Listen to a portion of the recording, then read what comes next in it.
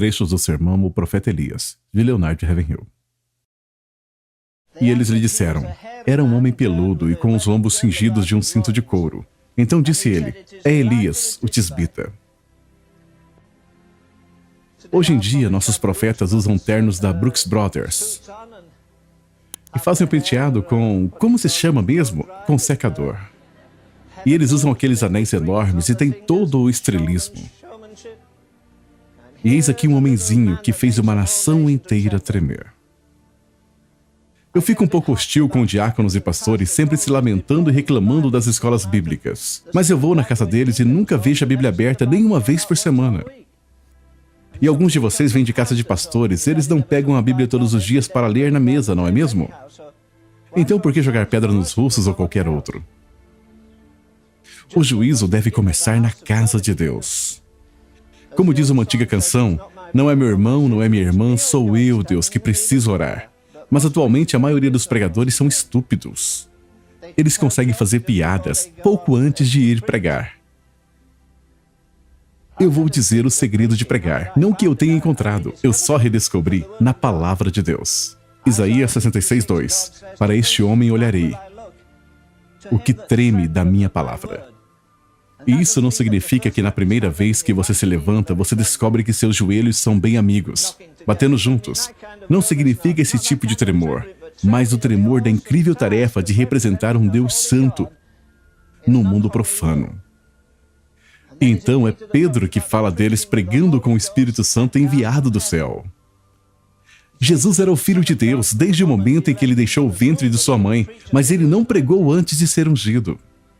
Ele se levantou e leu as Escrituras quando ele tinha 12 anos de idade na sinagoga, mas ele nunca pregou. Mas como esses caras ousam pregar só porque tem um pedaço de papel pregado na parede, com mais ou menos 10 por 18 polegadas de tamanho, dizendo que eles foram ordenados? Não há nenhum homem na terra que pode ordenar a outro homem para o ministério.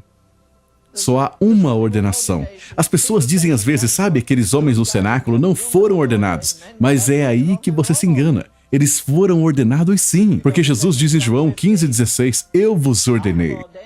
Essa é a única ordenação, a ordenação das mãos furadas. Não a ordenação das mãos bem cuidadas, de unhas bem feitas, de um bispo ou outro qualquer. Não é incrível como 120 homens no cenáculo puderam virar uma cidade de cabeça para baixo? Eles viraram nação de pernas para o ar e 4.000 pregadores se reúnem por 10 dias custando $5 milhões. E ninguém sequer percebeu que eles estiveram na cidade. Não tem lógica. Então aqui está a pergunta que você deve se fazer. Qual a diferença entre o batismo com o Espírito Santo de Atos 2 e o batismo com o Espírito Santo de hoje? Há uma discrepância terrível. Mas, obviamente, a igreja do Novo Testamento e a de hoje são duas coisas muito diferentes. E outra coisa, é bom ir à escola bíblica. Eu fui uma vez. Mas você pode aprender muito mais debaixo de uma árvore ou em algum lugar no campo com sua Bíblia e ouvindo a Deus, do que ouvindo a qualquer outro te dando tudo mastigado. Apenas estudar a sua Bíblia não te tornará um santo. Tem que penetrar na sua corrente sanguínea e percorrer por você. Você pode encher sua cabeça de conhecimento, e isso é bom. Você pode aprender hebraico e grego, o que é legal, mas não há nenhum substituto para um relacionamento pessoal com o próprio Deus. Vocês se lembram quando eles nomearam os sacerdotes no ritual antigo do Velho Testamento?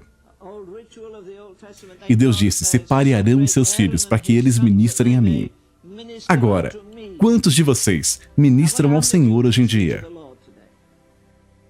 Não trabalhar para Ele, mas trabalhar com Ele. Não apenas falar para Ele, mas uma via de mão dupla onde Ele fala de volta. Vou dizer algo, se você está diante de Deus, você nunca se ajoelha diante dos homens. O homem que esteve na presença do Deus Santo e Eterno nunca se curvará. Nunca será flexível. Ele entrega a palavra que Deus o deu. Vamos lá, agora me diga. Você gostaria de acordar de manhã e que Deus te dissesse vá à Casa Branca o mais rápido que puder e diga ao presidente: Com todas as suas ocupações, nada é mais importante do que o que eu tenho a dizer. Eu estive com Deus e Ele me disse que vai virar a chave do céu assim e vai fechar o céu para não chover mais. Agora vamos. Você ama os Estados Unidos o suficiente para mandá-lo à falência? É melhor uma nação ir gorda para o inferno ou ir magra para o céu? Mas esses homens amavam tanto a Deus que eles se machucavam quando Deus se machucava. Eles não se machucavam só porque os vizinhos diziam: quando vamos ter mais comida? Quando os preços vão baixar? Quando a economia vai se recuperar? Quando a inflação vai diminuir? Quantos pregadores vocês acham que vão ao púlpito neste domingo dizer: escutem, os Estados Unidos passaram mais uma semana machucando a Deus, quebrando os seus mandamentos. Estamos violando os seus sábados. Estamos legalizando o aborto, estamos legalizando o homossexualismo. Estamos do lado do diabo. Você não se tornaria o homem do ano. Antes que você terminasse, os diáconos te fariam sair pela porta da frente. E a glória de Deus desceu. E numa noite ele disse: quantos de vocês creem que o Espírito Santo ainda é o mesmo? E que ele virá sobre as pessoas e quebrantará os corações? Venha até a frente. Milhares de pessoas foram até a frente. E ele disse: eu comecei a impor mãos e todos eles caíram no chão, mas eu nunca disse para eles fazerem isso. De repente alguém disse: oh, meus olhos foram abertos, eu posso ver. Oh, meus ouvidos foram abertos, eu posso ouvir. Oh, minha perna aleijada, eu posso senti-la. E eles começaram a pular e saltar, louvando ao Senhor. Sabe, não se faz isso em um culto decente. Só se faz isso em um culto indecente. Sabe, muitos de nós perderemos o status na primeira vez que o Espírito Santo descer num culto. Todos nós abandonaremos nossas críticas negativas também. Não é incrível como muitos pregadores acreditam na Bíblia de capa a capa até que realmente venha um miraculoso? Mas cristianismo que não é sobrenatural é superficial. Você não pode separar o sobrenatural deste santo e magnífico Deus que nós temos. Acho que uma coisa que me impressiona é como nossa memória é curta. Todos nós. Quão rapidamente esquecemos as misericórdias de Deus, quão rápido esquecemos os juízos de Deus. Você pode levantar todas as estatísticas, mas em nome de Deus, por que não paramos de olhar para as dificuldades e não olhamos para Deus? Então eis aqui um homem, ele orou e o fogo caiu, ele orou e o povo caiu, ele orou e a chuva caiu. Você gostaria que ele fosse diácono na sua igreja? Sabe, nós temos muitos Acabes hoje em dia, mas pouquíssimos Elias. Talvez devêssemos mudar a pergunta, não, onde está o Deus de Elias? Mas sim, onde estão os Elias de Deus?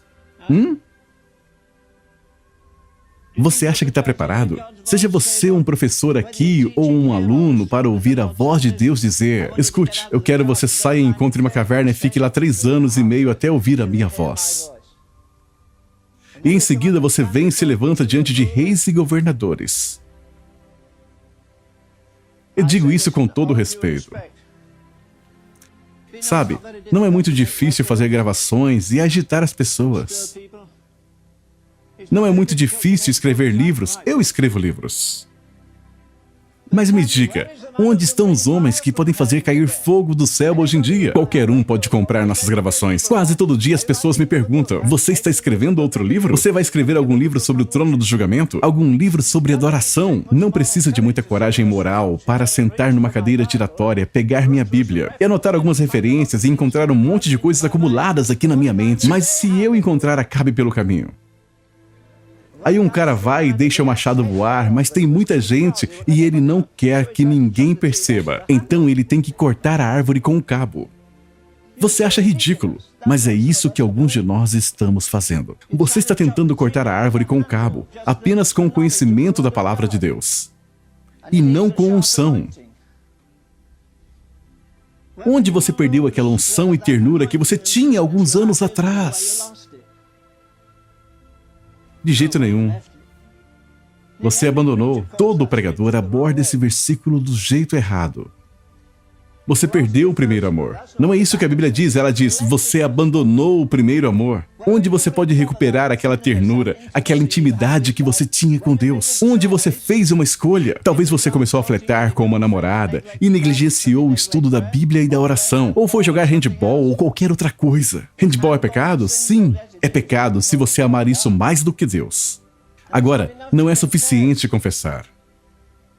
Há algo além de confessar.